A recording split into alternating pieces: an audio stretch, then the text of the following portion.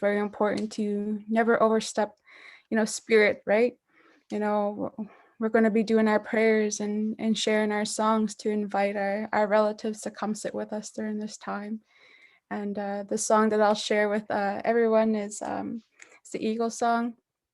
And, when it talks about, that eagle, that spirit that comes and visits us, and it's he who flies the highest, right?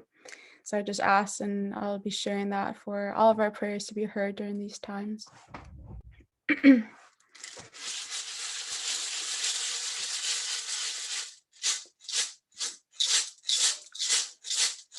Hey, activism na Membertou.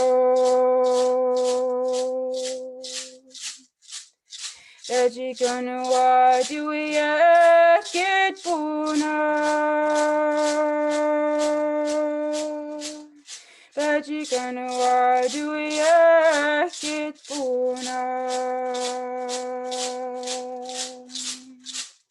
yo ho, yo ho, yo honey. Yo ho, yo ho, yo honey. Hey, activism na Membertou. Gikto haksing hekit puna.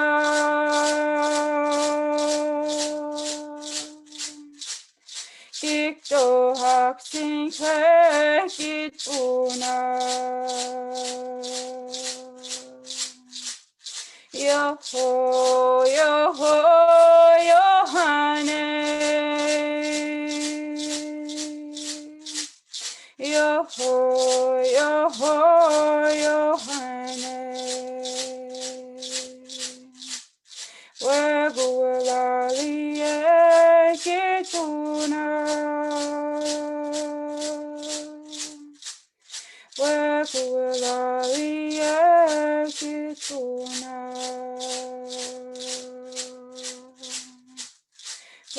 Wabanaki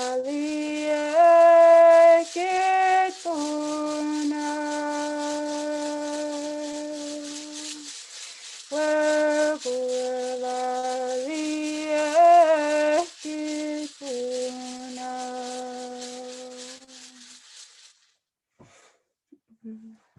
Lalan, Sonoma. Lalan, Rosie. I always love listening to you sing. I could do that for 2 hours. I know you couldn't do it for 2 hours. I could though.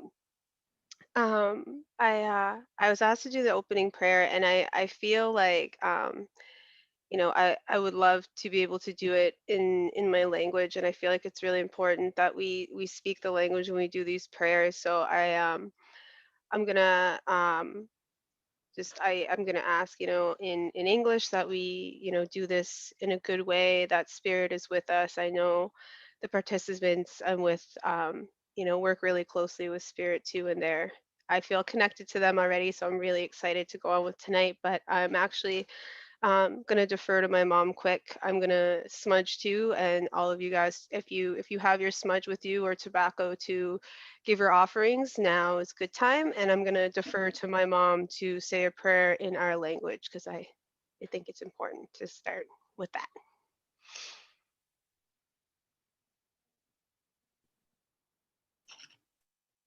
Gwe Bojani Tanzi Masegos Ganangoa.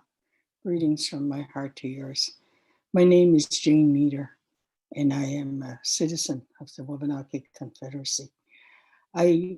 First of all, I am lighting this smudge and sending it your way, and also smudging myself. But as I send it your way, it's to open up that doorway to the spirit world, but it also helps us connect each other's spirits to our spirits to each other.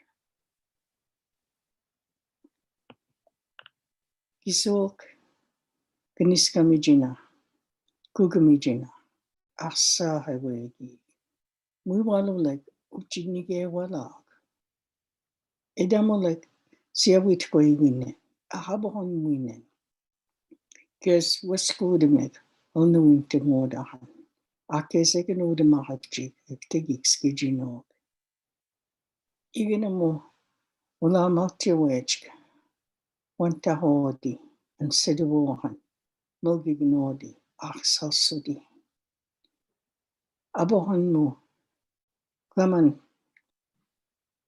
Kamulamonua, Uchiada, Glusawahan, Galukal, Glusawahan, Tangisi Abohan Muadida, Aftigi Maltiwechka, Atandesia Golno, Askijino.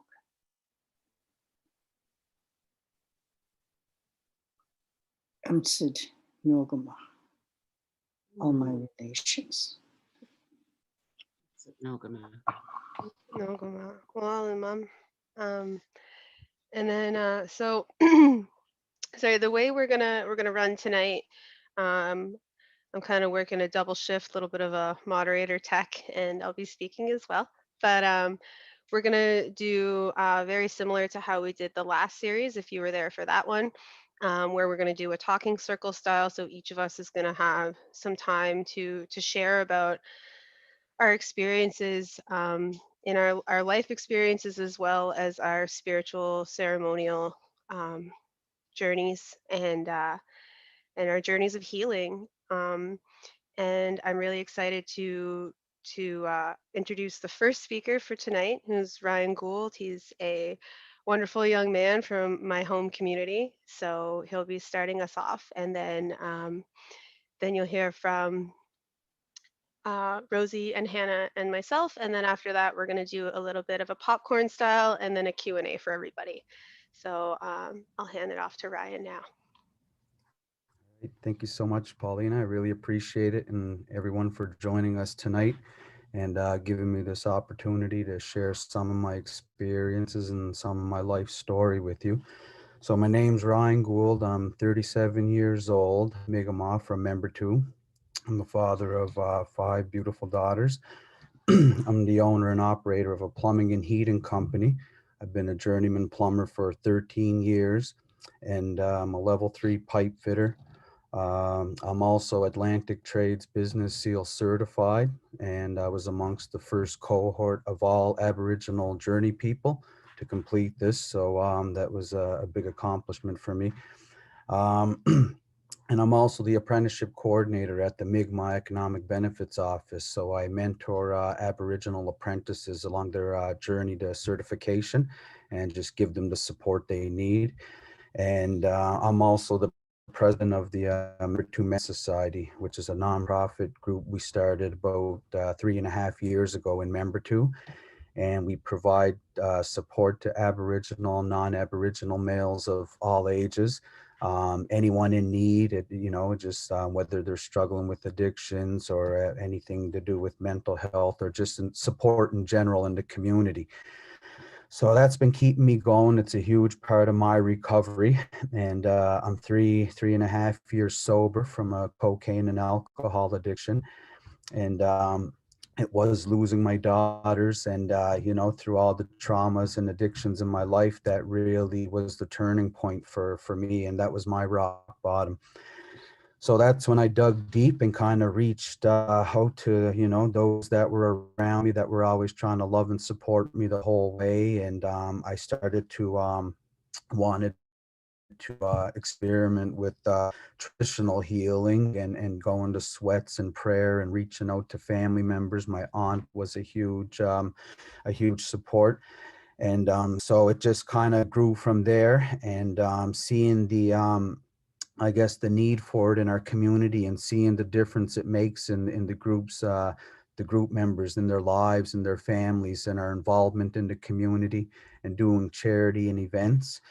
And so it's a huge part of my recovery now, and sharing my story as well.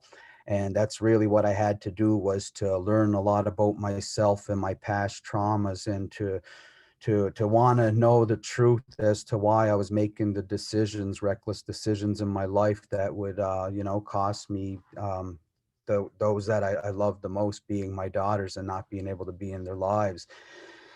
And turns out that, I kind of played it off like it was no big deal. And I just thought it was regular amongst community members or men my age. And I never really talked about it or discussed it or received any professional help for it. And I came to realize that my traumas came at a very, very early age. But I just want to mention as well, so did the introduction to the Catholic religion, as well as some spirituality. So it all kind of came at a very, very early age, which I think is important that we know that, whether it's 3 and 4 years old, 2 years old, it sticks with us for the rest of our lives. So one of my first experiences with trauma was I remember being about 3 or 4 years old, and my mother getting chased by her boyfriend, and we ran into a room, and she shut the door, and windows were being smashed with rocks, and then I was scared. She was scared. She was shaking, crying, but she started to say the Lord's Prayer, the Our Father. And we just kind of held each other, and she kept praying, and it calmed me down. It calmed us down, and eventually the chaos stopped, and we were able to kind of, turn the lights on, and things kind of, went back to normal somewhat, or at least they calmed down. So that was when I kind of first got my introduction to the power of prayer, and that it was there, and that it was something that we could turn to. So, I also seen a lot of family members struggling with addiction, with detox. I remember going to visit my grandmother and my stepfather, and the struggle being there, but also the attempts at spirituality, and like drumming and the singing, and going on powwow trails, and, just traveling, and making memories, and my parents and my family trying to be sober, and trying to heal that way. And those are some of the best memories I have. They carried me throughout my life, and just always gave me something to look forward to. So there was positive in my life as well. And so I got to the age of about 11 and 12, and I kind of grew out of it, and I just kind of focused more on Christianity, and also kind of focusing on trying to make money and get some odd jobs in the community. That was when I first got my experiences in construction, doing roofs with my stepfather. So 13, 14 years old. But at this point, the addictions were still in and out. It was just, they were affecting me more. And in a sense that I was always trying to, get good grades and be a straight A student, and make these AAA hockey teams. And I always put this pressure on myself, that my entire life, to be the hero and to try to change circumstances. And that was my way of trying to end the chaos at home, and like domestic violence stuff, and was to just always try to be a better student, always try to be a better hockey player. This work ethic I carried with me till this day, which is why I like to keep very busy, but I do it in a healthy way now. I've learned to harness it. So by the age of 13, 14, I became real depressed, and it was affecting my mental health and my development as a young man. And by the age of 15, I just had enough, and I left home. It just wasn't for me. And I knew that something serious was going to happen. Some lives were going to be lost, or at least my life was going to be lost. I contemplated suicide, and just, willing to go to any extent to make this chaos and this hurt stop. So, but I internalized it a lot throughout my life. So I moved out at 15. This was when I met the mother of my children, 4 of my daughters, and we had our first. I had my first daughter, and that changed my life. That was another turning point. I knew that I really had to buckle down, and focus on my work ethic and making money, and to provide food for her, and Pampers and stuff. And but I knew it was a chance at having a family without any chaos or abuse or traumas. So I was pretty excited about that. And I promised myself I would be in her life every day for the rest of our lives together, and I kept that promise till this day. So yeah, like, I focused on work and taking jobs, pumping gas at the market here, and kind of getting my grade 12 was really what I was focusing on. I knew that was a key to kind of getting ahead in life. So I buckled down and I got that. And so I graduated, got my grade 12. I was proud of myself. And it was just kind of like the first taste of these little goals and knowing that I am getting somewhere and just stay on this path. So after that, I was kind of up to no good experimenting with like addictions were there, but they weren't full tilt. They weren't really kind of crippling. I just kind of, drank from time to time, experimented with drugs, but nothing major. And so yeah, like I focused on being a father and really being there for my family. Again, at times struggling with relationships and being single and down and out, and addictions would really take over then. Um, so I took the trade, and that carried me right up until like about 2009, and I got my own house in Membertou, and actually, it was a few years before that. I was living in Chapel Island, and as I mentioned, addictions were in our community. A lot of hard drugs hit the community, and before moving home to Membertou, I lived in Chapel Island for a bit. And the reason I moved there was because there was a friend of mine at the time had murdered. A cousin of mine, and it just kind of devastated the community.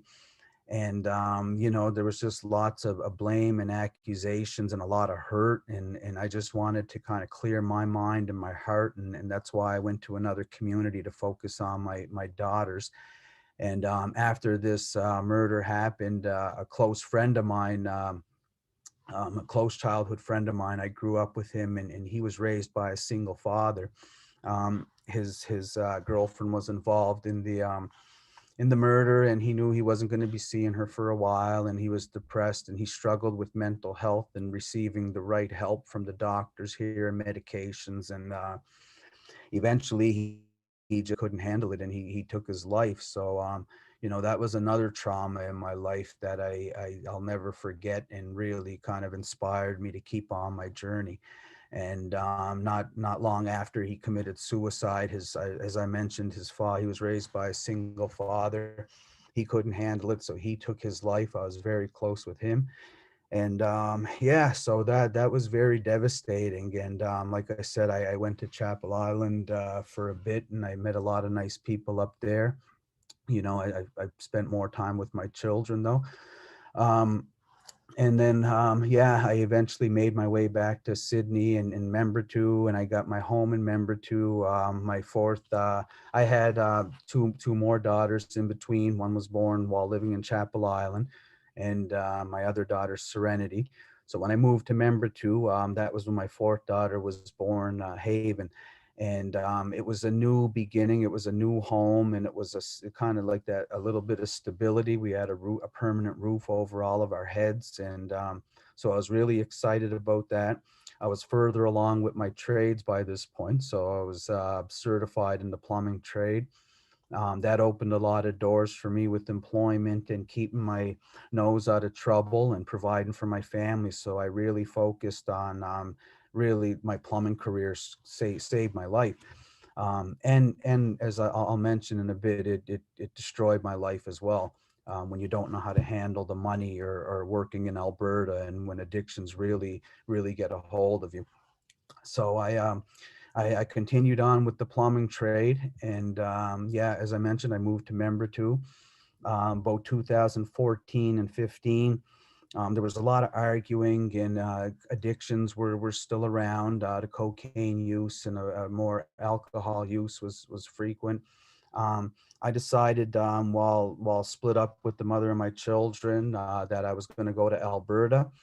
I went out there, and I I took a pipe fitting job out there, which was good and bad. It provided lots of opportunities, and I was able to take my daughters to Disney World and give them things that I didn't have as a child, or that most children don't have. So I got to spoil them. But I also, was full blown into addictions by then, and it really hurt my feelings to have to leave them and go back to Alberta for the 14 days and doing this for 5 months at a time. And I came back home, and then I did this again. I took another job, did it for another 5 months. So it really just kind of tore us apart. It tore me apart, and making that money with that pain just was a recipe for disaster. And, like I really did excessive amounts of cocaine, and I drank excessive amounts of alcohol. I did always try to take care of my daughters, and that was my main focus in getting another job. So that went on, and I just kind of had enough, and the job was up. So I stayed home for a bit, and I got laid off. I landed a job at the Membertou Sports and Wellness Center. So that was a big project for about a year and a half, and it kept me home. I liked working around here on these big projects and leaving my mark in the community. Um, so yeah, I got the job, and thank you, Ish. Um, And yeah, so I was back home in Membertou, and around this time, this is when I got the news that the my children had been taken by child services from their mother. There was some issues there involving her boyfriend and some drug use, and the children were apprehended, and so I really had to, dig deep, and I had to get my addictions in order so that I can be there for them. And that's when I started to want to, be a father, and not only that, but support people struggling with mental health and addictions, and how can we become better fathers. And, the journey was so hard for me that I just kind of kept taking note, and I always wanted to make improvements and give these gifts and these tools to other men in the community.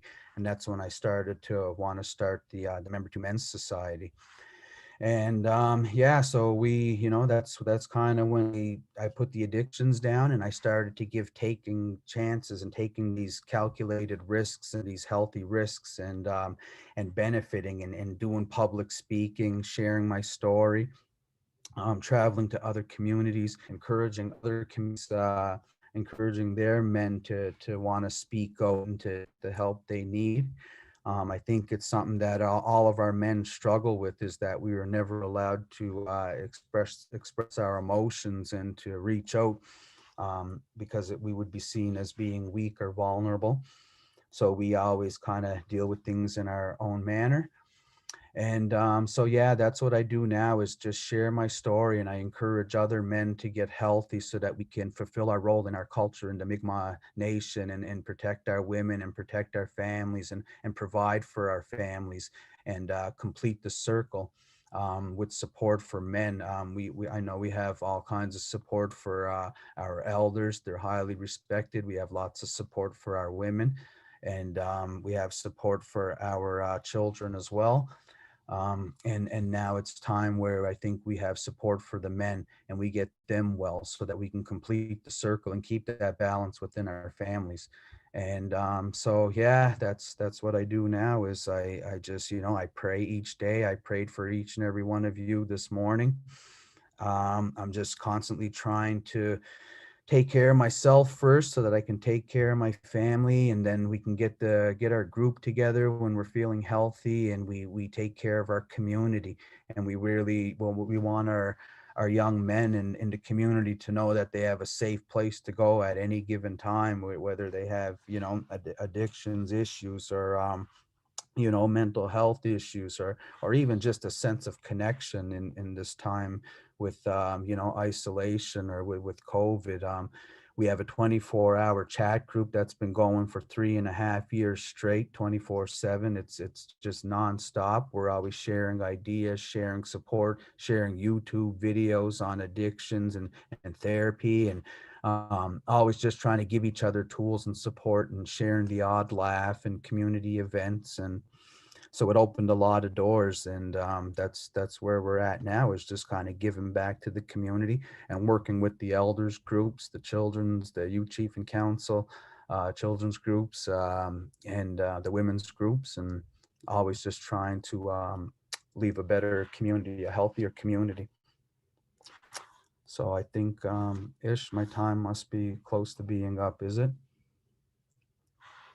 Okay, 2 more minutes. So I guess tonight we're trying to we mentioned before about our teachings, and that's I mentioned I reached out to my aunt, and she just kind of, each time I go to talk to her, she says, you know, she can sense when I'm playing the victim, or I feel like I'm a victim. And so that's one thing she taught me, is to be careful of playing the victim, something that our people suffer from. It's in our DNA. It's through the trauma. So be careful on that. And then she always taught me to work on that inner child and go back to that child that I left when he was 3 or 4 years old, take him by the hand, and let's give him the love and support, and show him the life that he deserved to live. So I work on that inner child. If any of my old friends or family members is hazardous to the development of that child, or poses any risk or toxicity in the development of my inner child, I eliminate it totally from my life. And the third teaching that I took from her that changed my life was to trust that I will have and I deserve a bright future, that things are going to be brighter, and that, you know, I deserve it, and it's going to happen if I stay the course. So I work on those every day. I'm constantly monitoring my mental health, my well-being. I take myself first so that I can take care of my family. And I just love to give the tool to other men in our communities to want to get themselves well, and to know that they're never alone. There's always hope, and that we do have to live purposeful, meaningful lives and have careers. So that's what I love about my apprenticeship coordinating job, is that I like to give tools to the other men, and to show them what courses to take and what steps to take to get educated, to take, you know, as many tools as we can moving forward to become better men.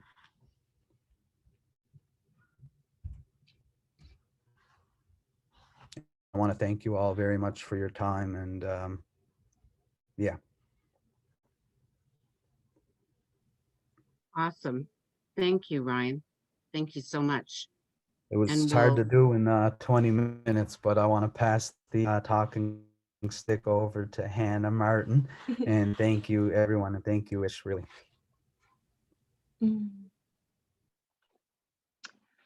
Okay, well, Willal and Ryan, I just want to take a second to thank you for sharing your story, and I feel a lot of gratitude.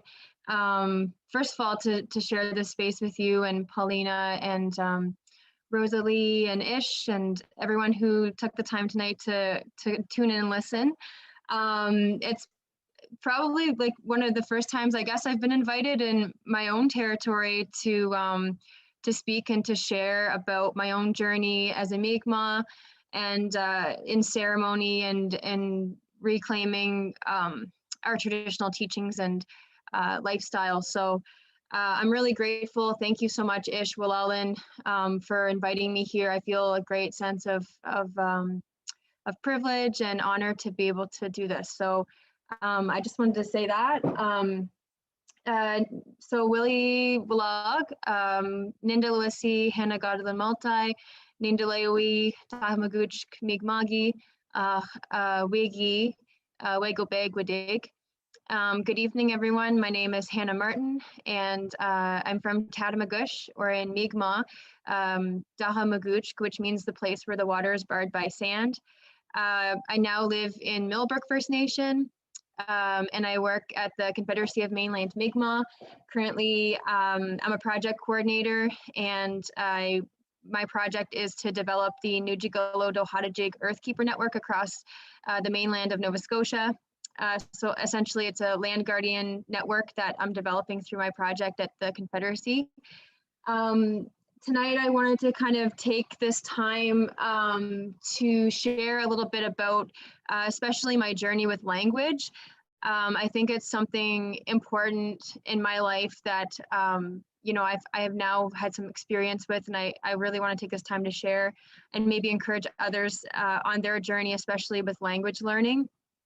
So I guess usually I like kind of go backwards, and I tell kind of my story from, where I grew up and where my journey's taken me, and then I'll probably transition into how I started on my journey with language with my Giju, or my grandmother. So yeah, I grew up in Towdamagush, which is, a pretty small white town in the North Shore of Nova Scotia. I come from a mixed family. I'm Mi'kmaq on my father's side, and I'm Scottish on my mother's side. So I've always, through my whole life, I lived that experience of living in two worlds and always walking in two worlds. And, those of you who are, mixed and have hold different, multiple identities or two identities, especially as Indigenous peoples, that this experience can be really difficult, especially growing up off reserve, growing up in non-Indigenous community, and really trying to reconnect and hold on to that identity and grow with that identity throughout our life. So that's really my experience, and that's an experience I can speak to.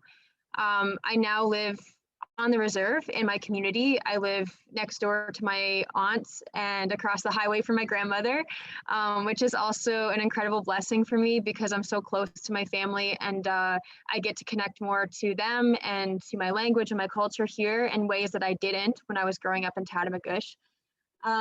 So, growing up there, it was difficult in many ways. Growing up in the public school system, as we know, we often don't learn a lot about the history of our own people. Even as Mi'kmaq, we don't learn that history. So for me, I started to really learn about, I grew up in culture. I grew up picking sweetgrass, and I went to, community events, and was lucky to be in the presence of my family, and to be given a lot of traditional teachings growing up. But the history was something that I was never exposed to, and that I had to really dig around on my own to learn more about. I didn't learn about my family's experience with Indian day school or residential school until I was a very young adult, in my late teens. And I had to learn about these things on my own. So I guess this happened kind of in my late teens. And that also kind of spurred a curiosity for me to learn more about what is my role as a Mi'kmaq woman. I grew up with some of my cultural teachings, but really I was at a point in my life where I was like, okay, what does this mean for me? And, with learning this knowledge and learning this history, what more does that mean? What other responsibilities come with that? And so I slowly started to kind of get more interested in advocacy work and activism, and educating others about the histories that we have of colonization with residential school, with Indian day school. And, my passion for educating and for, educating myself and educating others grew and grew. And, at the time when I was probably when you would think that I would most be wanting to stay home and be with community and continue that journey as a Mi'kmaq, to learn more about my identity and my culture. I graduated from high school, and I left the province. I left Mi'kmaq territory on a major scholarship, which brought me to Haudenosaunee and Anishinaabe territory. And this was one of the most difficult points in my life for me because, again, I felt like I was at a point when it was my responsibility to learn, my role as a Mi'kmaq, and here I was leaving. And so it was a very painful time for me to leave all of that behind, especially, my family, my grandmothers. I had the knowledge. I knew that my grandmother was a fluent Mi'kmaq speaker. I knew that she had knowledge to give me. But here I was leaving, and she was in her 80s. We still have her, and we're lucky to have her. But it was a very difficult time for me. So I left. And during, my post-secondary education, I feel very fortunate because I graduated with a degree in Indigenous studies, and so all of my professors were Indigenous. I had some amazing mentors from across Turtle Island, from many different nations, and through the degree program, I was also given permission to write a lot of my papers in using Mi'kmaq knowledge, Mi'kmaq worldview, and I also was able to fulfill an Indigenous studies language credit through a Mi'kmaq course at Cape Breton University. So I think in some ways, I think that it was a gift because it made me even more determined and more motivated to connect to my own culture and my own identity, especially being in the presence of my Mohawk and Six Nations relatives who are very, very strong in their self-determination and their sovereignty as a nation. They really, really were a huge influence in my life in continuing this journey with, connecting more to my identity and my language and ceremony. During this time, I also had the opportunity to travel through an internship program in the summertime. I spent 3 months living in Maya Chi territory with our Maya Chi relatives in Guatemala. During my time there, I learned a lot about the genocide, and I had my eyes open to the genocide that happened to the Maya Chi people. And the similarities of colonization in Central America and Canada and the United States. And that opened my eyes to a lot, especially like nation to nation like solidarity, Indigenous nation to nation solidarity with Indigenous rights and social justice. And also learning a lot about the impact of like resource development in Indigenous communities across, on a global scale, and just the similarities that we have. So really, I had this amazing experience to spend some time there. I had the chance to spend time with our Maori relatives in Aotearoa in New Zealand, working and living there. And really the same thing, it opened my eyes to like the similarities of colonization and the impacts of intergenerational trauma in our communities. And so I had this really feeling very fortunate to have had all of these experiences in like 4 years. It couldn't have been a more jam-packed, like crazy 4 years.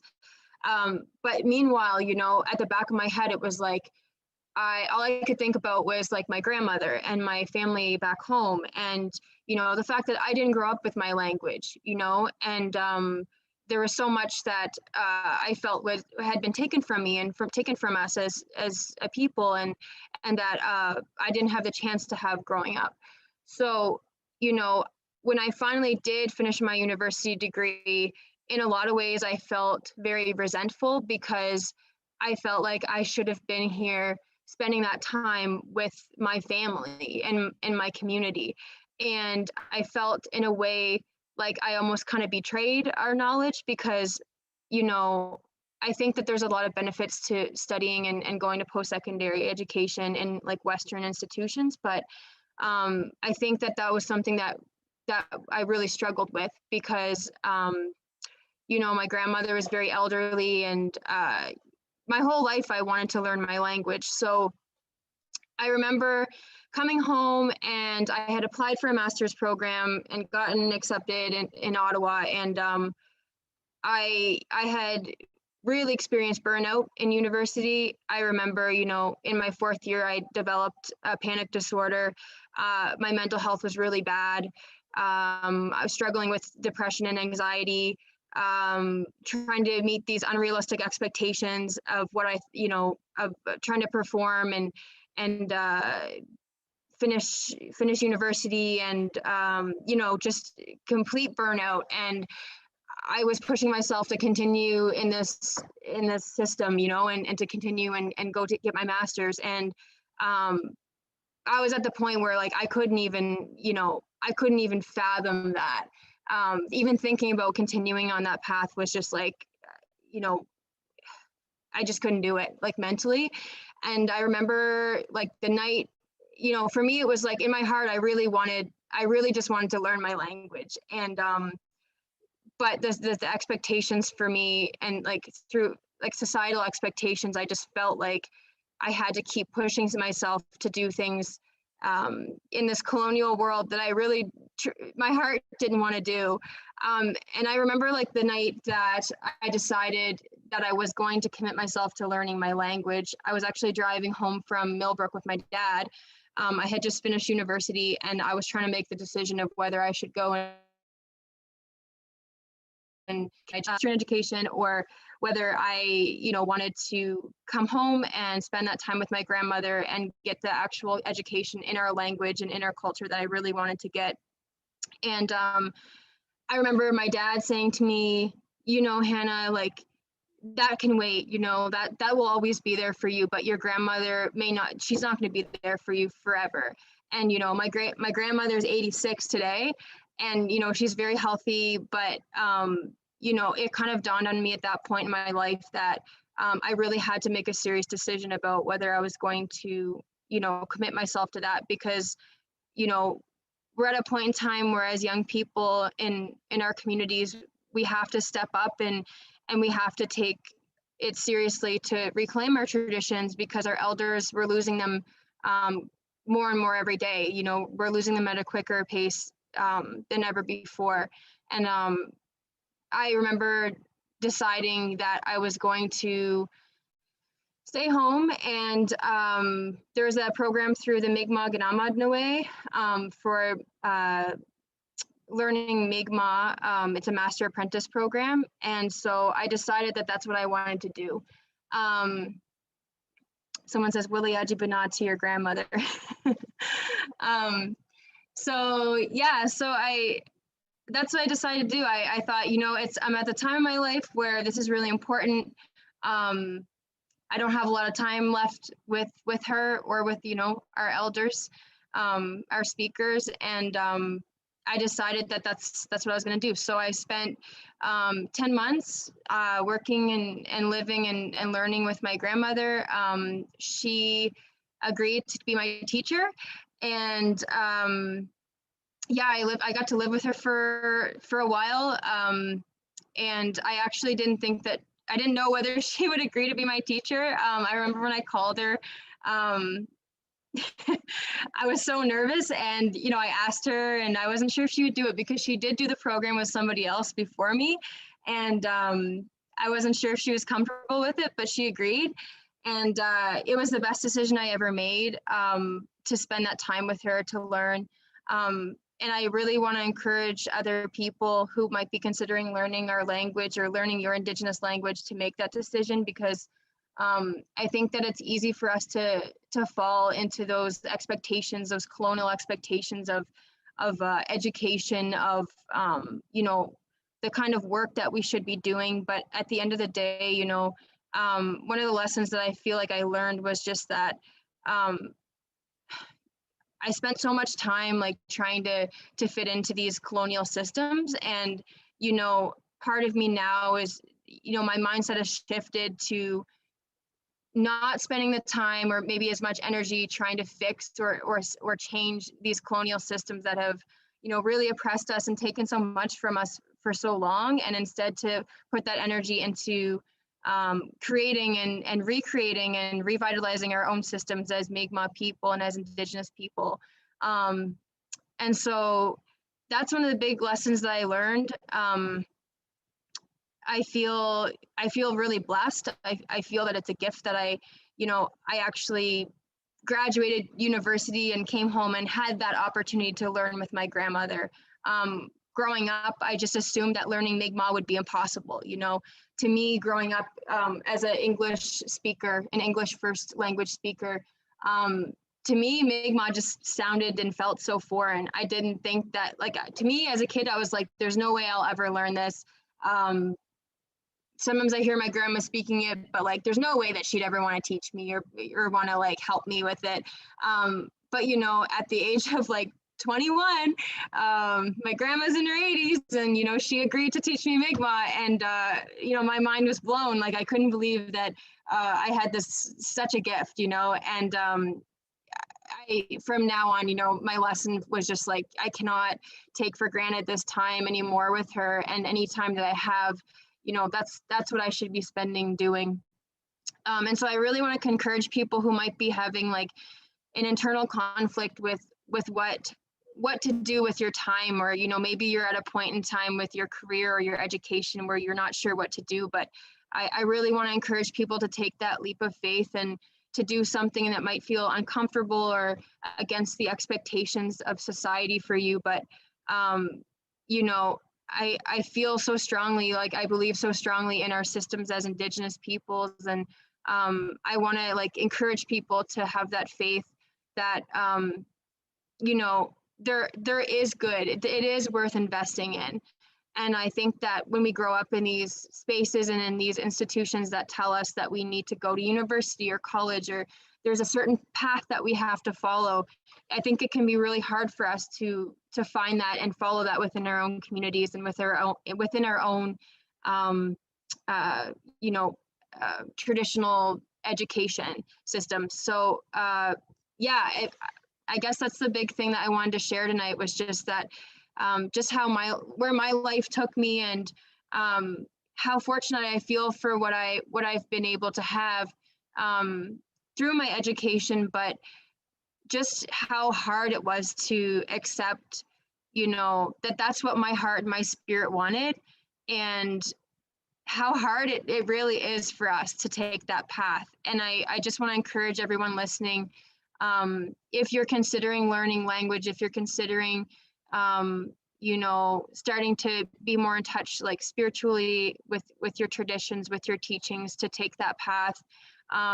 It does feel like a path of resistance a lot of the time. But, you know, part of what I'm really grateful for is the circle of people, especially the circle that's on this call tonight. You know, I met all of these folks in circles of traditional teachings and ceremony. You know, through that time in my university career, I started to connect more to ceremony. I met folks like Rosalie and Paulina Ish.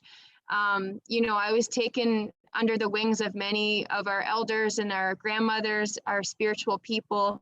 And, you know, I was shown that those paths are valid and those paths are worth investing in.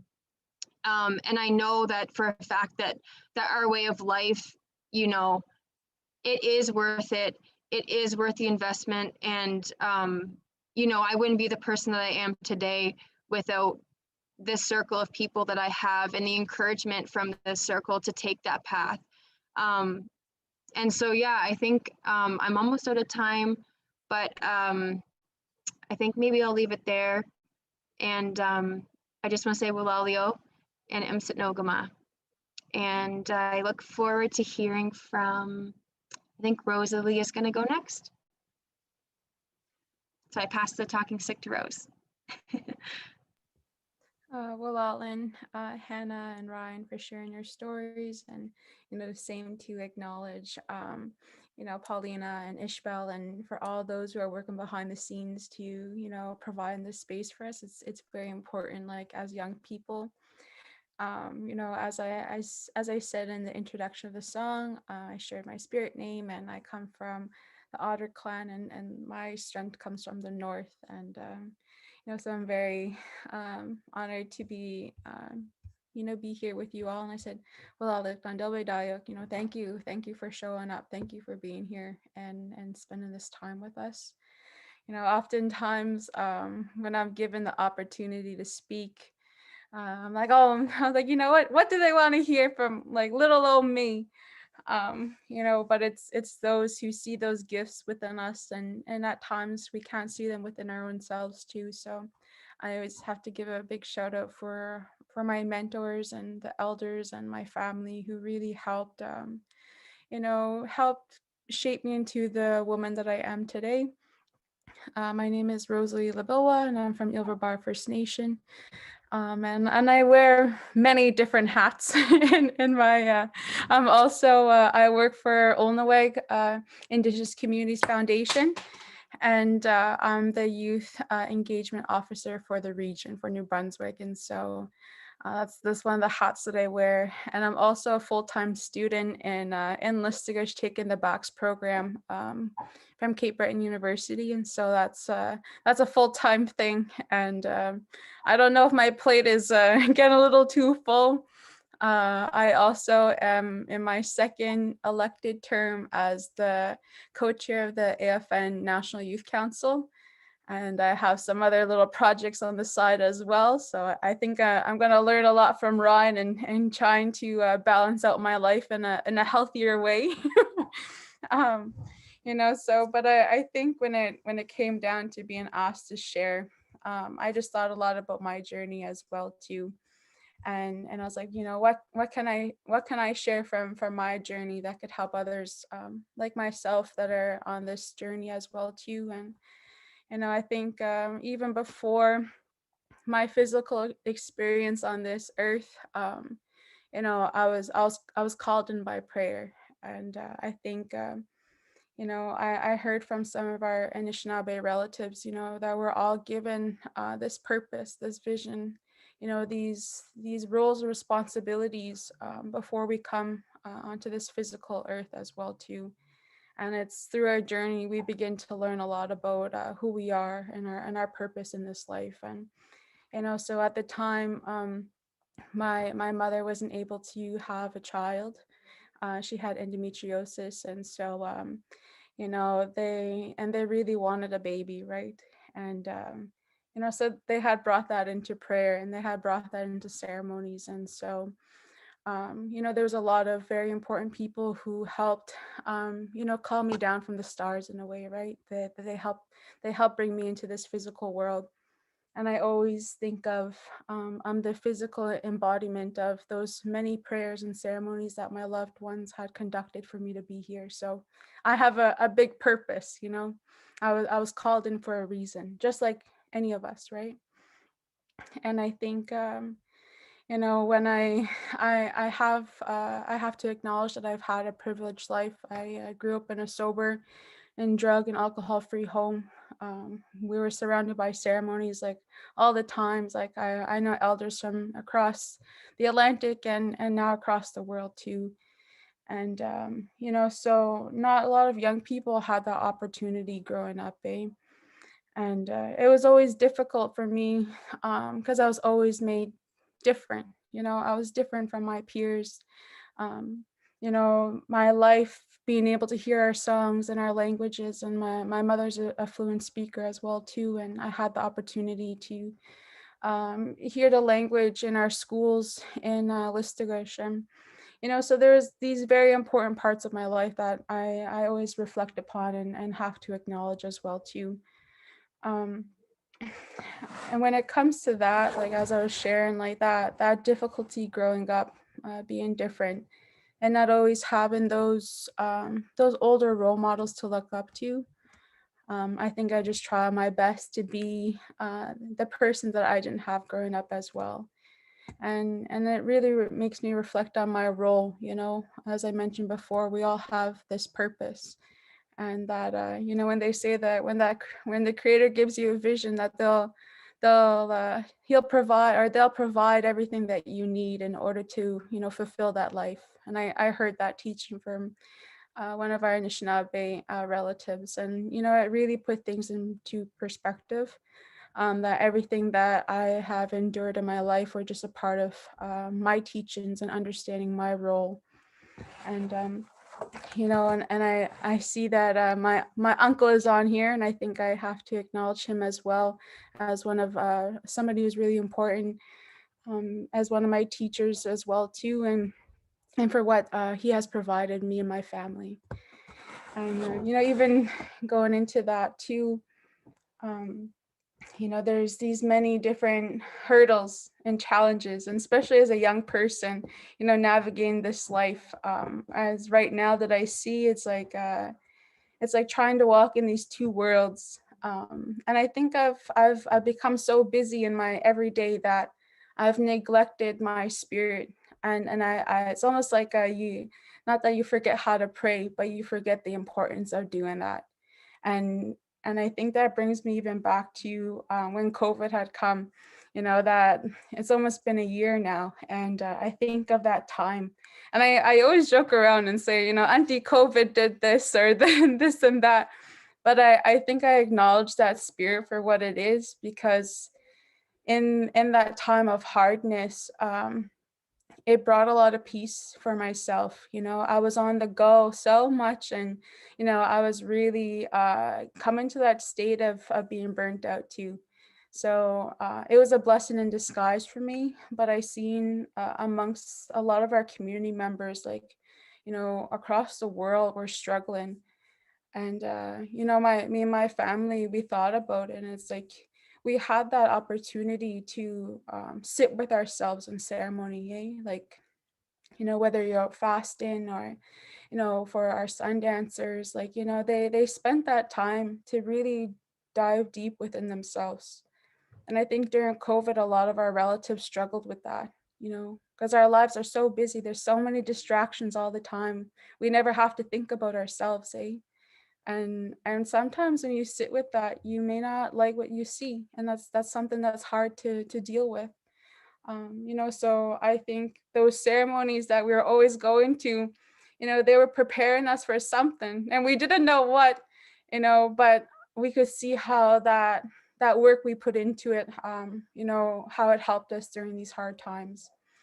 And even right now, when I was thinking of it, like I always think about the lodge.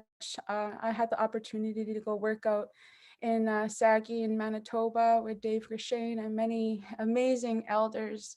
I got to live there 6 months, being totally immersed in our Anishinaabe teachings. And that brings me back to those stories of creation and those migration stories. And I used to ponder all the time and really sit with that, like our communities have become so my dad will say like that, culturally bankrupt. Us on the East Coast, being like settlers coming upon our lands, and we're first contact. I often thought, and I pitied our people. I was like, we have lost our ways. We've lost that sense of who we are. And then when it started coming back to me, like I heard stories of many Anishinaabes and Middays when they had come back to the East Coast, and they were saying it's nice to be home again. And I was like, what? What do you mean? And the story goes that when our people had prophesied what was coming, and in order to protect ourselves, we sent our medicine people, our powerful ones out west, to protect ourselves. And how the Anishinaabe see that too is it's time for those to come back home. They understand that they have a responsibility to come and share that wealth with us once again.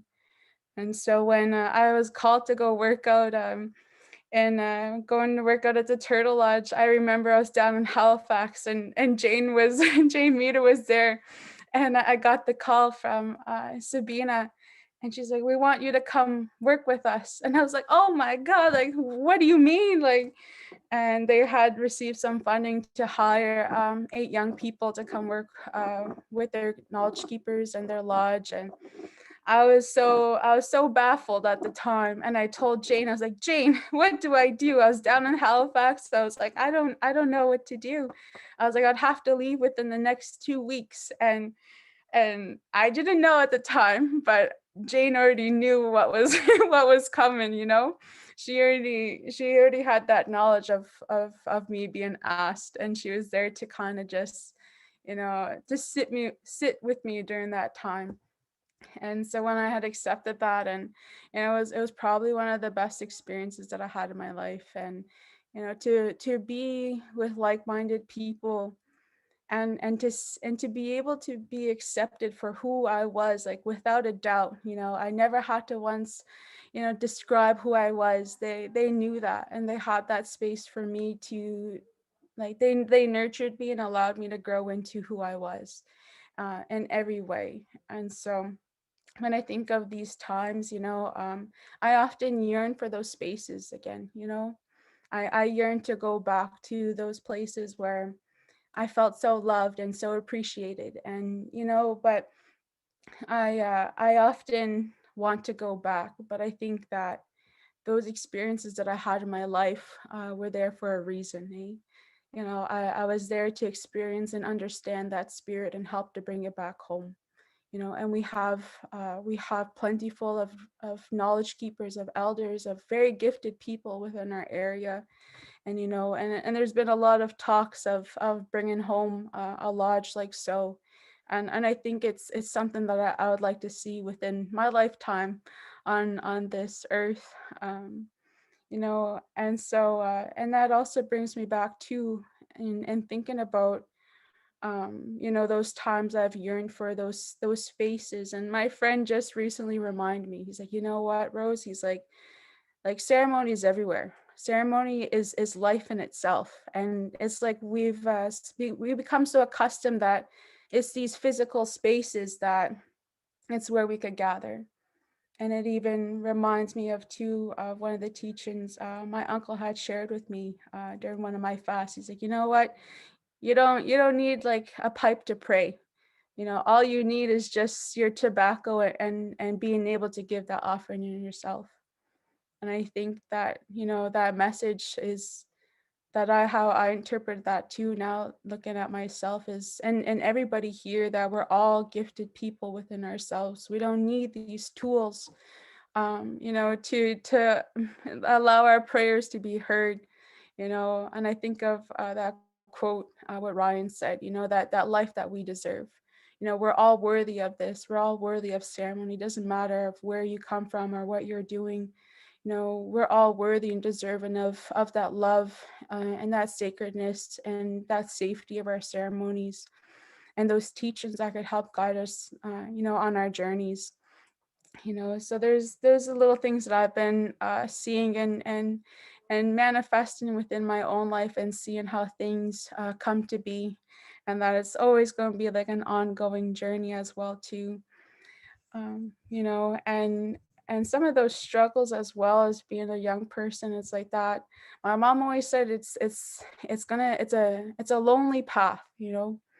And I felt that, you know, in university, seeing my friends going out and partying, and you know, and understanding that my life wasn't destined for that, and I have to protect myself too, and stay in line with my teachings. And you know, I struggled too in university. I was like, I don't want to be here. I was like, same as what Hannah said, you know, I was like, our elders are passing away, and our languages, our language keepers, knowledge keepers, you know, there was a huge urgency that I felt. And, you know, so when I had left, I got this opportunity to go sail. And I sailed from Halifax to Le Havre, France, on a tall ship back in, I think it was 2017. And I think like that was like one of the craziest things I've done, but it was such a catalyst in my life. You know, when I came home, I myself too was accepted into a language program. And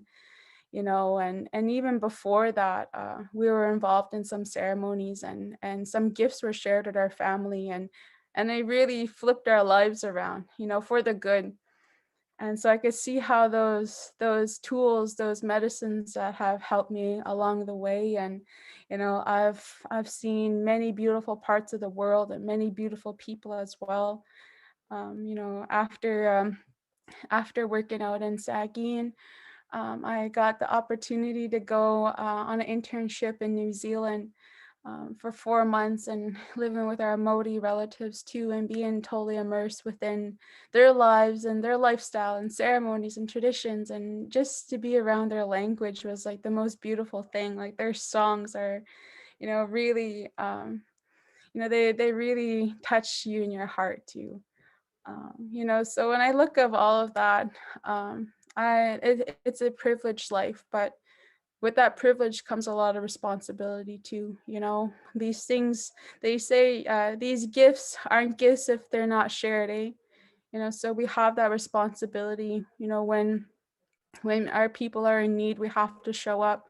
You know, we're no cultural police, and you know, that's not our job. It's not for anyone, for me to deny that from anybody, because I'm not the gift. This gift carries me. I'm merely just that portal, you know.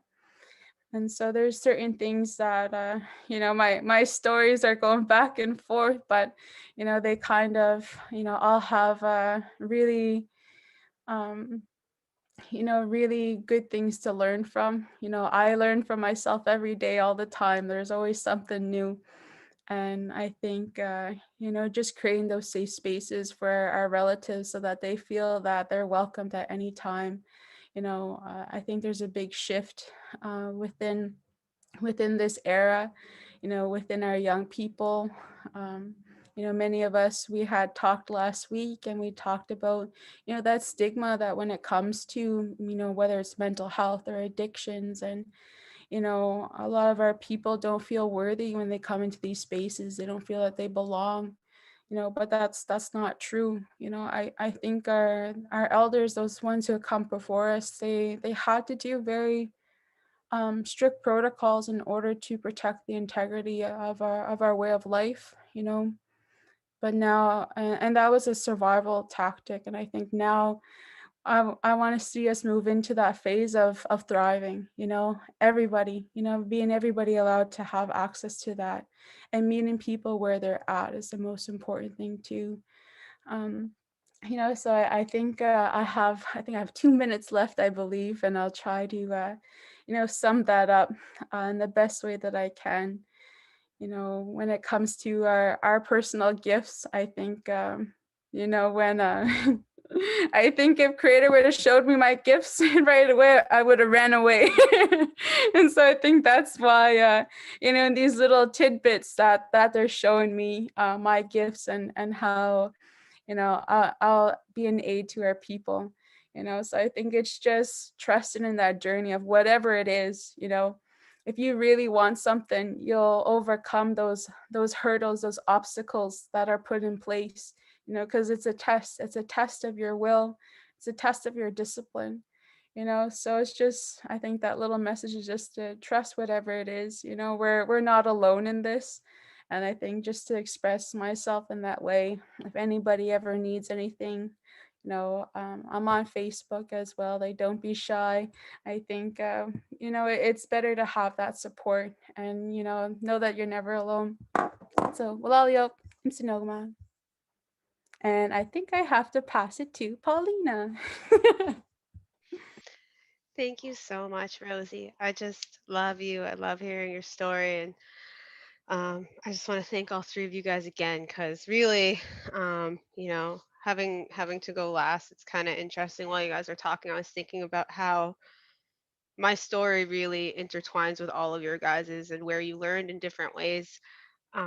So I'm from the traditional lands of Wabanaki. I grew up in Membertou First Nation.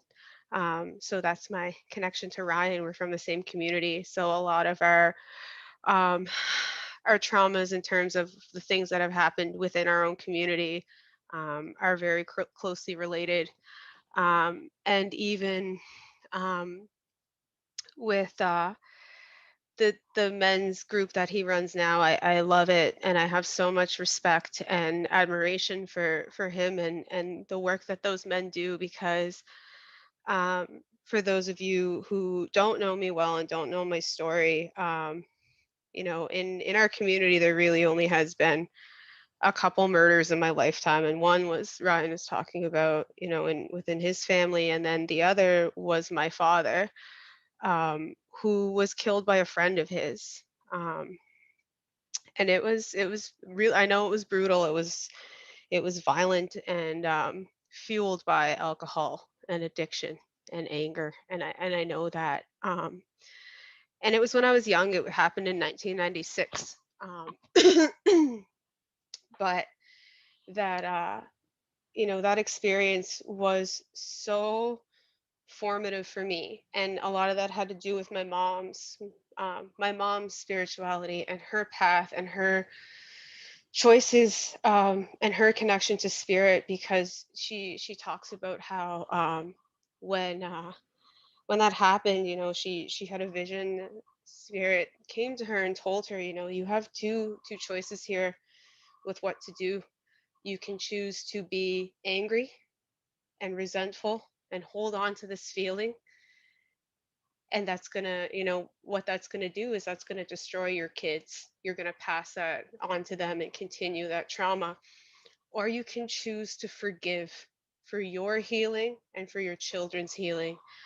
And so, obviously, with me being here, she chose the latter, and I am so grateful for her for that every day. She chose to forgive my father's killer, and we are close to this family because you know how uh, Native communities are, right? Like the sister of the man who killed my father is actually my godmother and one of my mom's best friends. So we're really close to their family. So it was difficult for everyone. And the biggest lesson about that forgiveness that she taught me as a young child was, it's not for the forgiven, it's for the forgiver. It's for your own healing, it's for your own strength. And I really didn't realize until I got older into young adulthood how much those messages meant to me and how they changed the person that I am. When we were little, when this happened, we went over to the home of my dad's killer. He had a little girl that was close to my age, so we went to their home. We brought gifts, and we sat and we talked with them. And my little sister was only 3, but she had this conversation with this little girl, 7 or 8 at the time, and told her, because my mom said she had been praying and trying to figure out how to say this, how is she going to deal with this? This is such a heavy topic to talk about with 3 little girls. And we went over there, and I guess we were sitting in front of the picture window on a table. And my little sister, she just said hi in the chat. And her name is Sinead. And she sat, the 3 of us sat on this table, and I guess my mom and this little girl's mom were sitting back watching us. And my little sister brought it up, and she asked this little girl, she said, "Your dad killed our dad, eh?" And she goes, "Yeah." Um, and Sinead asked her, "So where is he?" And she told Sinead, "Well, he's in jail." Um, and then Sinead, said, "I'm sorry." And she told her, "We know you miss your dad because we miss ours." And that was it. That was the whole conversation. It was done. It was acknowledged. It was done in a loving, respectful way. And that's, a lot of my mom talks about, like spirit works through us. And especially with kids, like with the teachings I've learned, we talk about how that spirit is the strongest in the first 7 and the last 7 years of your life. And I also think my little sister is just one of those people that's extra in tune with that spirit because she's never known any other life. She was so little. She was a toddler when my mom started following this way of life closely. She always carried teaching. Her first language is Mi'kmaq. She always had some of it, um, but at this age, but when we were young, just after my dad died, we connected with teachers, ceremonial teachers in Six Nations. So I would say that's where my connection to Hannah's learning journey comes in. Our first teachers in ceremony were Mohawk women from Six Nations in the area that Hannah did her post-secondary in. And so I was really fortunate after that to grow up in ceremony. Since the time I was 6 years old, it's almost 25 years. I will be 31 this year, so it's been a long time. But I know that I had a lot of privilege in growing up that way, and with those teachings and surrounded by those people. And that journey also led me to the Turtle Lodge to learn with Dave Crushane and Sabina, who Rosie was talking about, is my adopted sister now. Where I'm really close to them too, so it's kind of funny. And also my mom and Rosie's mom have been friends for a long, long, long time. But my story kind of interweaves with all of theirs, and I just sort of love that. Well, I was listening to them talk because, you know, to me, one of the most amazing things I've kind of learned in terms of inspirational stuff with spirit and with healing is my friend Jacob Gale talks about this concept of a dream catcher generation. And I like to think that's where we are. That's who we are. You know, we are here to to filter out the bad stuff, you know, to try to stop that cycle of abuse and that cycle of trauma, because we all come from homes with those histories. You know, even Rosie saying she was lucky enough to grow up with both her parents in a sober home, but that those traumas still go through her family too. You know, they're in all of us as Indigenous people. You know, none of us have been untouched by addiction or murder or suicide, missing family members, um, you know, abuse, or and residential schools, 60 scoop, Indian day schools. These are things that we all have in common to some capacity. So I love that idea of that dream catcher generation, and I like to think of these guys as strands in that web with me, you know, because that's what we're doing. We're acknowledging that hurt. We know that it's there, but we're taking our experiences and not passing that on to our kids. You know, like the other day I was doing a presentation with my mom, and I was talking about that with my older siblings too. My dad was one of the kids in care in the 60s. He was part of that. My mom went to Indian day school, and my dad's mom and his stepfather were both residential school survivors. And because of their trauma, that carried into childhood abuse for my father. And my father, as an adult, was an addict because of that. Actually, even as young too, as a teen, he was an addict as well. But he carried that alcoholism into his life. And even after, he was sober for a bit, and then things happened the way he did, and he started drinking again, and then it ended in him dying because of that. And so but he also, because of the abuse he had and he carried, he was also abusive to my older siblings. So he continued that cycle of abuse. And so I love the hope in that, in the idea that we can stop these cycles, and teach people and be better. Because I look at my siblings and they're some of the best parents I've ever seen. My older sister is the most gentle mom, which if you knew us when we were little, me and my little sister, we were terrors, and she was not quite as gentle with us. But she's the best mom to her two little girls. She has two young girls, and they're both beautiful, very well loved. And my other brother, who actually took the brunt of my dad's physical abuse, he's a new dad. His baby's only 8 months old, and he is the sweetest, kindest, most gentle person I've ever met. And as a dad, he's 10 times that. He's awesome and loving and so beautiful. And that little girl is his entire world. Um, and I'm so proud of them. That's what I want to do. That's who I want to be. I want to be able to have my family and take care of them, and make sure and protect them for what I can. Um, and I really appreciate that with all of these guys and all of their stories. They're doing that work, they're putting in that work, so their children don't have to work as hard to heal.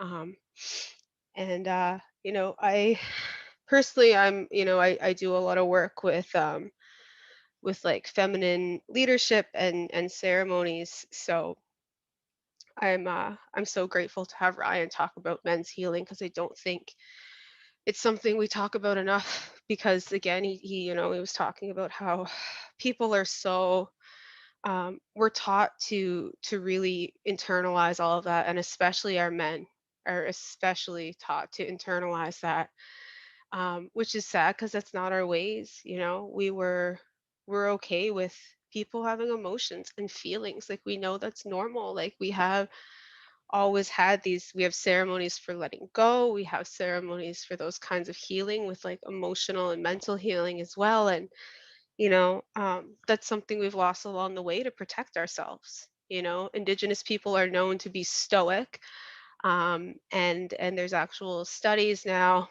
some conducted by the Children's Hospital here in the city that I live in, about how we downplay our pain. We could have like, children is who they studied mostly, but two kids could come in with the exact same injury, and the non-native child will say, yeah, my pain's like a 7 if they were rated on 1 to 10, and the native kid will tell you that it's a 4 or 5, because we're taught to downplay what's happening to us, and that's a coping mechanism that we've learned through this intergenerational trauma. So I think it's important to acknowledge that, and try to work through it. And something that I love and I am so proud of, with the especially with the work that Ryan does, is the man who killed my father, came out of jail when I was finishing high school, um, and I was never angry. I've never been angry towards him. I dealt with all those feelings when I was really young, but I recently had heard about the work that he was doing, um, on himself, and I was moved to tears the first time I talked about it. I burst out crying. It was in a in a sharing circle that we do. It's like a women's healing circle. But I was told about his journey in sobriety and healing, and it felt so good. I felt this weight off my spirit just go, and and then I started laughing because I was like, what kind of person? Like, it's so funny. It was like, it's so ridiculous to think I'm so happy for my dad's murderer, but I really am. I love that he's healing. I'm so proud and happy about that, because it's like Rosie said too, we're all entitled to that. He made mistakes, he did stupid things, he succumbed to his addictions, but it doesn't mean he doesn't deserve healing. It doesn't mean he doesn't deserve a better life. It doesn't mean that he doesn't deserve to see his family and meet his grandkids and have a future. He deserves all of those things. We all do. And so, I really love that. And um I'm getting emotional now after joking about it. I thought laughing would stop that. But yeah, I really am. I'm proud and I love that. And it's not like it's easy. It is work to be able to see things from that perspective. But and I try to give that back in the work that I do in ceremony by making it accessible. And that's what we were talking about when we had the chat last week. About how important it is to make our ceremonies and our spaces accessible to people, because we did have really strict protocols before. Even growing up, I grew up with really strict protocols in ceremony, um, because it was a form of protection for us. And I think now it has more to do with intent. When people come in, if they really want healing, I'm not going to ask them, how many days have you been sober or whatever. I just, as long as their want is real and their need is real, it's like Rosie said, who am I to deny them that? I work with spirit. That's a gift that I carry, that I'm proud of, that I love. And my mom says it too. This is paraphrasing, but she says, when I get to the spirit world, um, creator's not going to ask me things like, what direction did you smudge in? Did you always wear a skirt in ceremony? Like, those are things, they're important. They are important in terms of respect and protocol, but they're not the be all end all.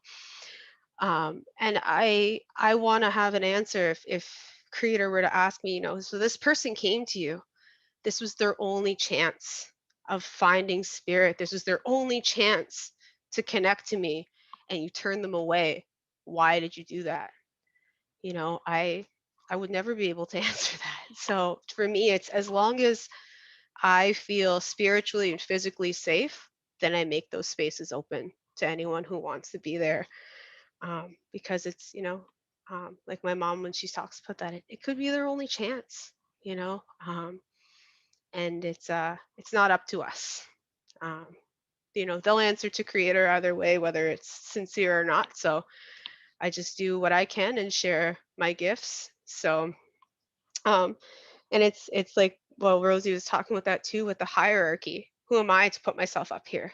You know, part of the lessons I learned when I got my pipe was that as a pipe carrier, you actually sit down here because you need to lift up your people. You need to be part of this. You can't be up here and help them. You need to come down. And then also, like she was saying too, one of the other things I learned is, like, we're all pipe carriers. Some of us just don't have that physical tool yet, and you don't need it. It's about that intent and that spirit and that love that comes through. So, um, and oh, and the other thing I wanted to say very quickly before I know I'm wrapping up, so we can go into a little discussion. But Rosie talked about how sometimes she learns from herself in ceremony too, and that happens to me too a lot of the time. When you work with spirit, sometimes stuff comes through you and it comes out of your mouth and you're like, where did that come from? I'm not that smart. I know that I'm not. I don't know. But it is so amazing and it is so powerful, and I love that, and I think that it is important to teach our people that we all have that. We all have that connection. We all have that innate ability, and there are spaces that are safe and there are spaces that are open to you, and it's just that desire, and it's there. So I think I'm good for now, and we're gonna switch, I think, into a little popcorn style. If any of my friends here have anything to say or add, or something they forgot and remembered now after listening to everybody else talk for so long. Um, just trying to get Hannah back on our pin, but other than that, I'll open it up for you guys.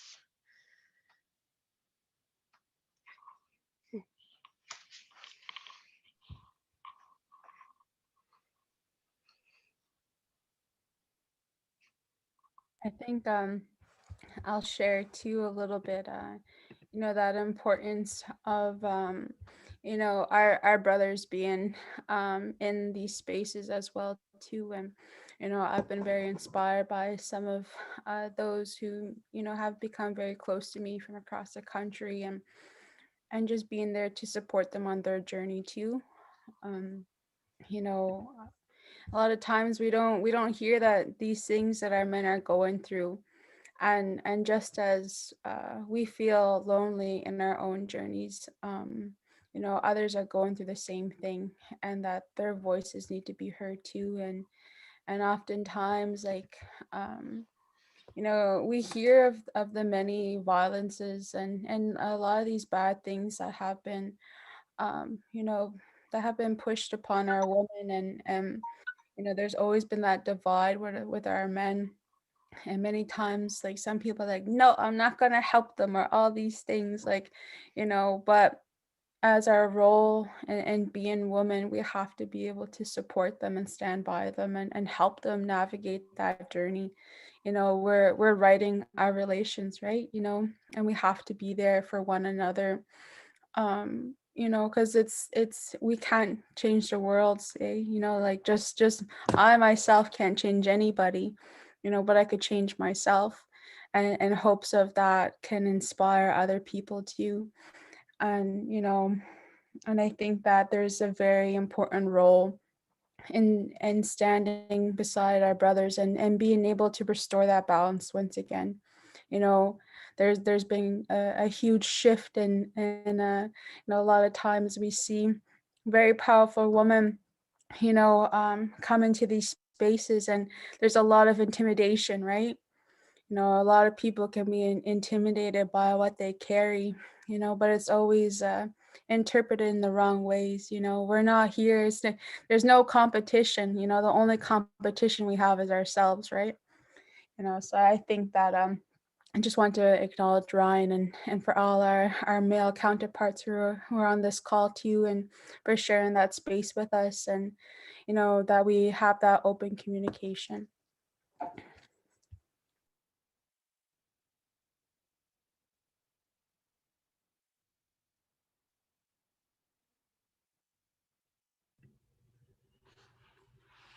Yeah, it was very powerful. I think we all took something from each other, and just really gave us so many tools off of one another to move forward. And just, oh my God, like I only had 20 minutes. I had so much more I wanted to say, but we were limited to time. But then hearing the others speak kind of gave me time to reflect. And as certain things were mentioned, it really reflected to my story, and about kind of Rosalie shared about unlocking the gifts and what we have to do to get there.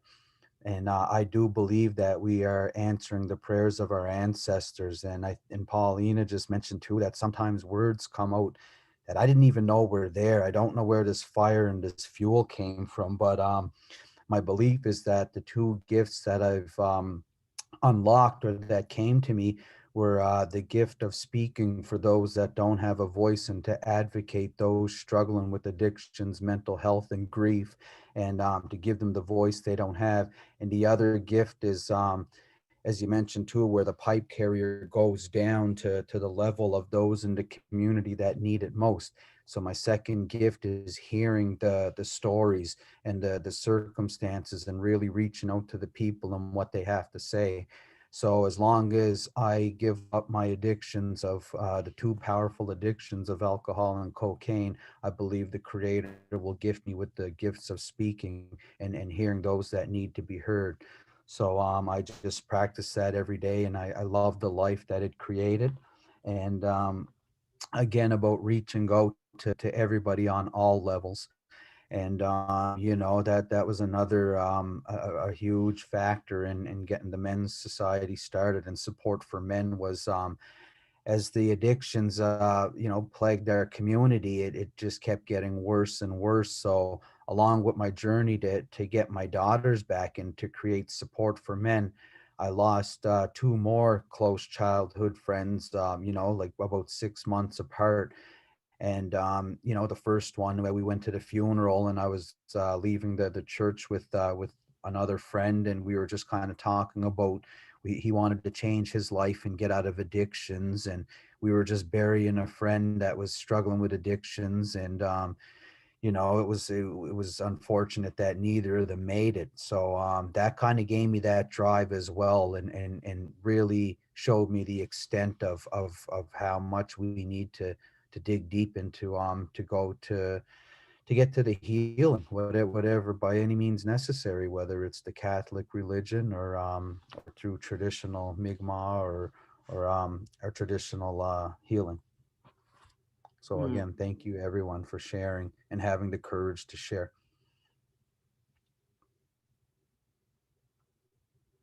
Yeah, that's thank you so much, Ryan, too. I think that's such an important message, especially that last bit, is spirit is what is so important. Like as I was saying, it's about the intent, whatever way you pray, that's okay. I think it's just so crucial that we connect, And once so every so often, they become really easy to pull out. Like you literally. sorry, 1 second, I had to mute somebody that just came in. But I think we're coming into our last 15-20, so I think we're gonna cover some questions. If Hannah has any last remarks before anything else, then you can do that. And other than that, we do have a couple questions here.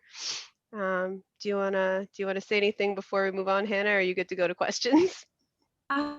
Maybe I'll take a couple more minutes. I don't want to take up too much time, but yeah, I just wanted to, I was considering whether I wanted to share this part of my story and my truth, but I think it's important because I think, it's important for us to be vulnerable and to share our truth. And, I just, you have all given me that courage to do that as well. And yeah, part of what I shared on our call last week when we were getting ready for this session was just part of my journey with ceremony and just the ups and downs of that. And I think everybody on the call tonight talked a lot about, sobriety and our struggles with addictions and alcohol and things like that. And just like walking that path and of ceremony and just working with spirit. And so what I shared last week was just that, for my 4 years that I was at university, I was completely sober.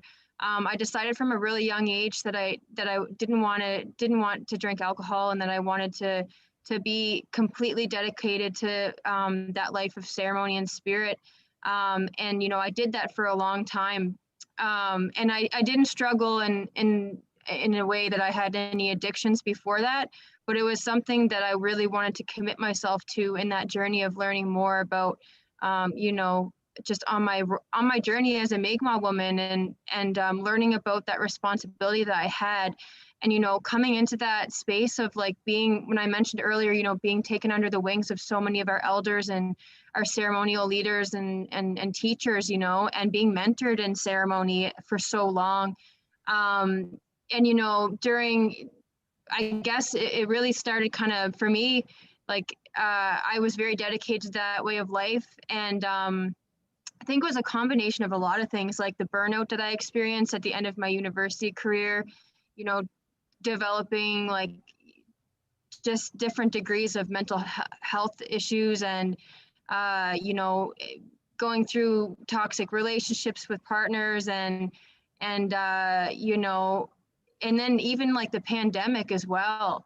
I think all those things played a big part in this. But part of my truth is that, after being on that path for a long time, I fell off of it. And not in a really bad way, but I just think, it's been really hard for me to like continue being really disciplined on that path. And after being on that path for so long, it can be easy to not continue on that way. And I think being disconnected from like my ceremonial relatives like has been a big part of that too, just getting distracted. And I think, Rose, something that you said earlier really resonated with me. Like in ceremony, we had so much time to sit with ourselves, and to actually take that time, that uninterrupted time to think, am I happy with where I'm at? Am I doing what I'm meant to be doing? Am I, and just being able to like sit with ourselves and sit with those truths, and I think like really in the last year, like it's been really hard for me to do that, because I find like there's just so many distractions, and I think like being in isolation as well has been very hard on me personally. But so yeah, I just wanted to say thank you guys for just talking about all of this the way that you do. And also just the teaching about being open to everybody who is either on that path, or maybe those of us who've fallen away from that path, but still desire, like I still have a desire to get back to that. But I know right now, like I'm going through a stage where I'm not there, but my spirit wants me to be there. My spirit, I know that that's part of my responsibility. And, I was very young when I made that decision to be sober. And I think that there's going to be a time, I'm hoping soon, that I can try to heal whatever pieces of myself I have brought me away from that way of life, because that way of life was good for me, and that way of life was healing for me. And so, like there's been a lot of things that I've been sitting with and thinking about with all this. But I think that this being a part of this panel has been important for me in that truth, and sitting with that truth with myself. And I want to say thank you for making that safe space for me to share this part of my truth, because it's not something that my ceremony circle like knows. A lot of them don't know that that's where I'm at right now. And but it's important for me to talk about that, and just to share my gratitude with you all for continuing to hold that space for those of us who might be experiencing those ups and downs, and trying to find their way back to those responsibilities, those sacred responsibilities to spirit. So yeah, Gasalulu, I love you guys, and just wanted to share that before we do questions. So Thank you, Hannah. It's so important, and it's part of what Rosie said earlier. I thought about that too. Ceremony is always coming home. There's always a space for us, when we're ready for it, it's there. Because even like Rosie said, she grew up in that, and so did I, and there's still times I was disconnected from ceremony, disconnected from spirit. And a lot of it did have to do with my mental health. There was a point in my life where I was really sick physically and mentally, and I didn't go to ceremony much. Um, but every time I did, no matter how long it had been or how physically far away I had been, when I got back to those spaces, I was home. I was safe and I was welcomed, and it just, it took me a while to be comfortable coming back because I had to feel a lot of feelings I wasn't ready to feel. But it was coming home, and that's always there for us. So we're gonna move into a couple questions while we have some time. Um, if you guys want to pop them in the chat, that's cool. Or I We don't had know. one question about what do men need to heal? Yes, I was I'm just about to. thinking Ryan, and maybe we could see if Gup has any thoughts on that, because Yes. I know Gup, you've talked about events that we've had and how helpful it would be for your male friends. So maybe if you want to speak to that, Gup. I don't know if you're I'll put there, you on or the spot. Ryan. Yeah, I don't But want to put you on the spot. yeah, Speaking the broadly, question was, what do the men need in their need to heal? So it's what can we do for them? our approach, or what my approach was, is just to have an open door first and foremost for anybody in any circumstances, wherever they're at in life. It didn't matter if they were like, under the influence the day before, or if they were using hard drugs. I just found that many groups that were around, they have a protocol to follow, and I just wanted to break that barrier and kind of open the door to anybody, and to let them know that they're accepted, they're loved, and that we had many supports in the community already. It's just when we give our lives a break from these addictions and traumas, then we're able to kind of accept that love and that support from the community. So really, we just kind of accept them, and we hear them out. And if they want to share anything, in their lives, another thing too is that when they're in the group, they can, while they're in the group, right away you're hearing feedback, and you're hearing, after you speak, you're hearing stories from other men that have overcome certain circumstances or situations. So we're kind of giving tips and support and guidance along the way, and you hear other stories, so you're not alone. And that's just pretty much it. We keep we have a little bite to eat, and the meetings are 2 hours long every Tuesday night for 2 hours.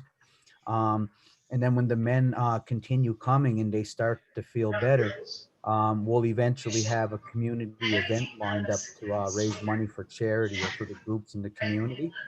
And that's when we start to see them get more involved and kind of find that purpose, or that reason to kind of come to the meetings, or get involved in the community.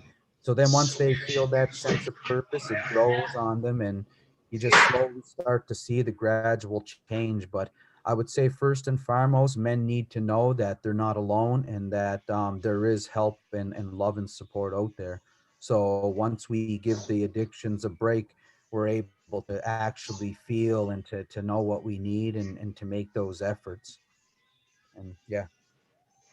Um, yeah, I'm so inspired by your work, Ryan, and I feel that like I'm 100% on what you said. Like, it's just about, a lot of people think that, it's sometimes that um, that there's got to be something significant to say or something, but it's really just being in a company with everybody, and being able to uh, I feel like the first area is like, having that acquaintance and reassuring that safe space, because I feel like what you said, what you mentioned earlier when you were speaking before about, a lot of people are, uh, like, it's only new lately in the new meta, with males being able to express their feelings. But this is just something that's just been occurred within so many years as of now. So I really feel like, well, we made a really great breakthrough with Turnerly Foundation. We got a new grant called Reaching Home, so we got some land, and now we're gonna go and bring back Harry Laporte's old work with Gigaway and work with as a halfway house for culture, and it's called Reaching Home. So they could, instead of taking regular halfway house, they could come over to the land that we just bought beside the river and implement culture and get back into ceremony that way. And an honor for Harry Laporte with his great work, because it was such a success with a lot of people that I knew that were in prison and came out that way, and it was just like a really great success. I also feel like another thing that I would like to try to tell with people, men for healing, is you're carrying a lot of baggage, and you feel like it's just you feel really alone, especially with social media, because everybody is just talking about, everybody's polishing their one side of themselves, so, but nobody really it's not really the best space to be able to express, all of the hurt or pain or the guilt or even the wrongs that you did. But really, I remember talking with Rod Tremblay, who's a great mentor of mine. I remember he was mentioning that, he was saying that first he was trying to figure out, he was asking questions about colonization. And he said everybody was talking about personal problems, and then he was like, they spent a couple hours at it, and he was at home and he was feeling a little down, and he was saying like, well, we talked about colonization, but everybody was just kind of going on about their personal problems. Then he wound up having a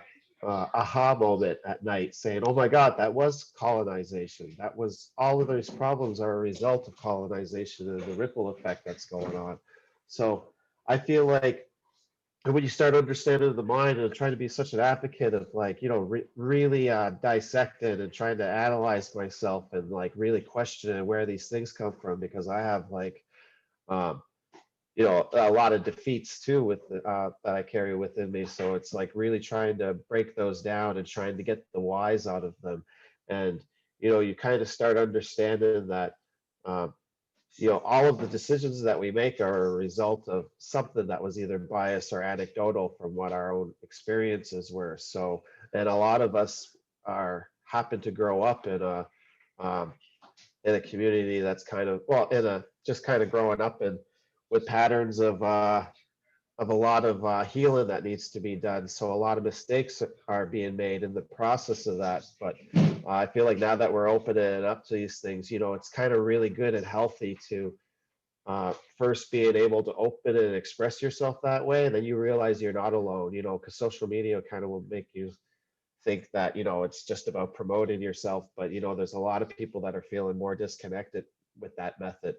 So I feel like being able to, for me, one of my challenges was I was either justifying my behaviors, or I was victimizing myself with my behaviors, and it was really just trying to, like, I was really not satisfied with neither of those, because I just wanted to take the responsibility of it, because I really want to be able to be open with all of my wrongs, and that way I feel like those are the best people that you could help along that path, with the people that are experiencing those, and they don't feel alone when people open up about that. So I feel like help healing for men is just, what you said, Ryan, having a nice safe space and just being able to get acquainted and just make it a weekly thing the way you're doing it. And that's like building a community. Like I always feel like when we're at gatherings, I'm like, man, I give anything to kind of abandon the colonial life and just kind of have an ongoing gathering all the time, where it doesn't have to be such an event. So I'm really hoping to collaborate with you guys on reaching that goal, because I feel like if we can create something ongoing and not so eventful, not so much of an event, but make it ongoing, where we could like, if there's like a sacred fire that's always there, so everybody can kind of always always know that there's a sacred place that's just there for them whenever they need to go there. I think that's such a dream goal that we could all, I really believe we could all reach.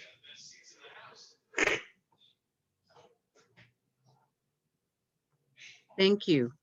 And that has been one of our, as Women of First Light, one of our long-term goals is to be able to create that space. And so we did very similar, you know, when the women first started coming together 6 years ago, it was around needing to build trust in the circle first and really grounding ourselves in that unconditional love, like Rosalie talked about, where everybody is welcomed, everyone feels loved, everyone feels accepted who they are. And so for a while it was women only, and then we've been expanding it now, you know, because it does feel, and Marilyn Francis would always remind us, what about the men? We need to be working with the men too, right? And so that is one of our dreams, and don't know if I'll see it in my lifetime because I'm a bit older than you all, but I really believe you will see it in your lifetime because some young people are already having visions of what it's going to look like. And I'm just so grateful to be able to walk on this journey with you all. So I think we're at about 9 o'clock. But I'm wondering if Rosalie would close us with another song so we can come full circle. And just to let folks know that there will be more of these series too. So they'll be posted on the Women of First Light Facebook page and other pages. And there's also a lot of videos that GUP has done, which hopefully will get all up on our Facebook page now too, on different languages and cultural teachings and all those sorts of things. And I'll pass it over to Paulina. Sorry, thank you. Oh, I forgot. I even forgot what, oh, now I know. I'm sorry. I like messed myself up. I just wanted to thank you guys for sharing, especially Gop and Ryan talking about the men's healing, because, you know, that is something I know we work on too with Women of First Light. We talk about that because Marilyn Francis talks about this story from her mom, you know, about how we, you know, we are matricultural. We're a matricultural people. We follow things through our moms. Our moms and our grandmothers are our first teachers. They're the ones who really raise good people until adolescence, and then you sort of move into your own spaces. But you know, part of our work in protecting and empowering our women is also protecting and empowering our men, because they've taken a lot of that on for us too, you know, because part of their responsibilities are to protect us. And so, you know, in protecting elders and women and children and two-spirited people, they take on so much. And historically, you know, talking historical trauma, they've taken on so much. So um I just I, you know, we are really, I would say we're matricultural, but we're really more of a egalitarian society. Men and women play equal but different and important roles in our society, in our government, in our families, everything, you know. And so we can't take care of ourselves and lift ourselves up unless we're working with all of us. You know, it has to be our men, our women, our two-spirited people, and nurturing, protecting our children, and honoring our elders that we have with us. So, you know, I had this vision years ago, and we did the Walking with Our Sisters ceremony about how when we're balanced, you know, we fly like that grandmother eagle. We have the feminine on one side, the masculine on the other.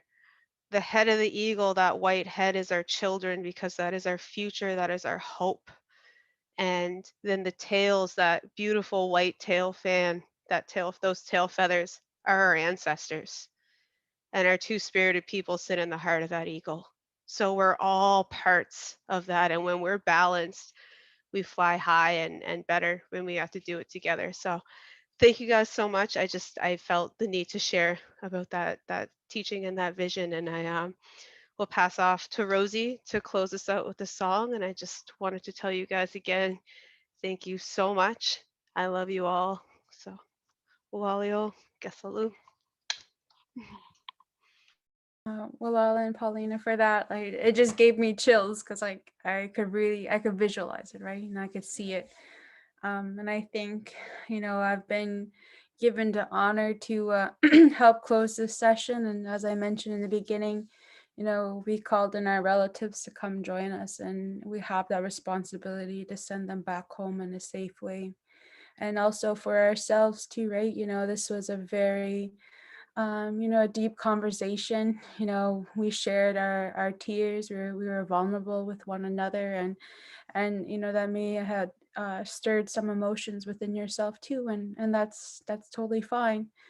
So I think I'll share this song by Don H. Capelin from Listigish. And this song, it talks about the whale and the turtle. And oftentimes, like when we use this in ceremony, it was told to me that this could be a song that's used during a time of grief or mourning, but I really think that this just opens up your heart and allows for that healing to come through. And so I'll be thinking of each and every one of you and asking for that song to carry everyone in their own journeys, and because that essence, that spirit is always there too, and can be called back upon. So I'll share that.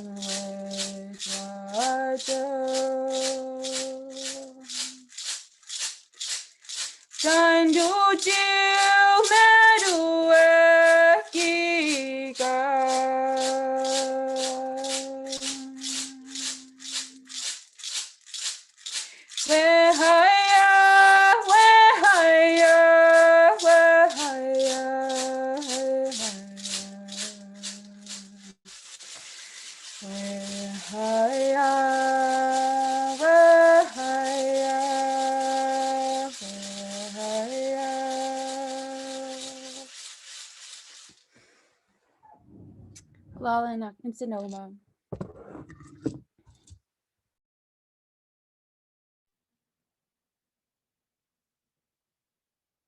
Thank you all. It's been good to spend this time with everybody. So we wish you all a good sleep, and we'll see you on the next Zoom.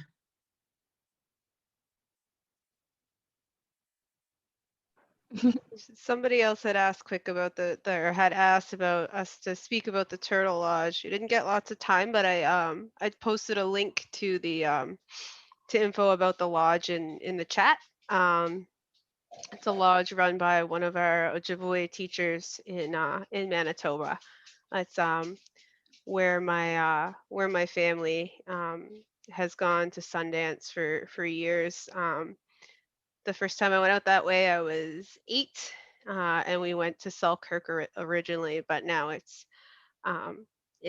farther north up in his reserve now. It's a beautiful place. It's amazing if you guys want to read up on it. But that's kind of something I know is one of Rosie's responsibilities and gifts too, is to help bring that kind of healing lodge down here, because it's an open space for ceremony. There's there's a kitchen, there's bunk beds in there, there's a big open circle area to do big ceremonies into. So it's kind of like a longhouse, but it's in the shape of a turtle from an aerial view. So that's why they call it the Turtle Lodge. But yeah, it's a really beautiful space, and I encourage anyone, if you're ever out that way, it's about an hour and a half north of Winnipeg, and it is most definitely worth checking out and spending some time with those beautiful people there.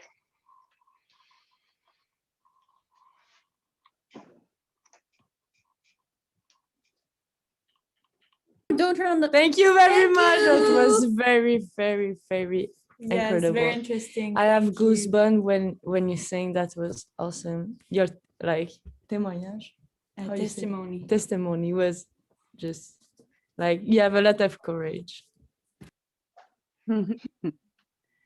Thank you. Well, y'all. Good night, everybody.